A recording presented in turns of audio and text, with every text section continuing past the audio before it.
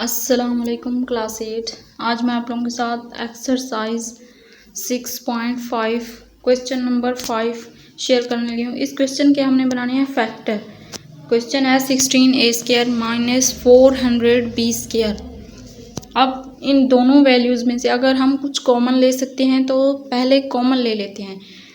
16 दोनों में से कॉमन ले सकते हैं क्योंकि 16 इसमें है और इसमें 400 पे 16 डिवाइड हो सकता है, क्योंकि जिस वैल्यू में से हमने कॉमन लेनी होती है ना, जो वैल्यू जिस तरह मैंने यहाँ पे 16 कॉमन लिया है तो 400 पे 16 को डिवाइड करते होते हैं, तो जो आंसर आता है फिर वो यहाँ पे 100 पर 16 को डिवाइड किया। 16 टू द 32, 10 में से 2 गया तो 8, 0 नीचे आ गया।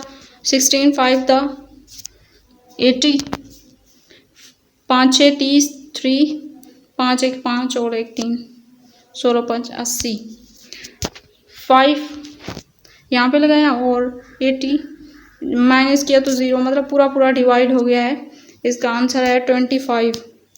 16 हमने यहाँ पे कॉमन लिया, इधर तो रिमेनिंग a² बच गया और जब 400 पे 16 को डिवाइड किया तो इसका आंसर आ गया 25 और b²। अब ये एक फार्मूला बन रहा है a² और b² वाला। a² यहाँ पे है और 25 b² है, तो पहले हम इसको फार्मूले की फॉर्म में यानी कि a² माइनस b² की फॉर्म में लिखते हैं। इस तरह a² का होल का स्क्वायर बना के लिखते हैं माइनस 25 किसका स्क्वायर होता है 5 का स्क्वायर। अगर 5 को मल्टीप्लाई करें 5 से तो आता है 25 b का स्क्वायर, 5b होल का स्क्वायर, a प्लस बी और a minus b, a² minus b², a plus b a minus B.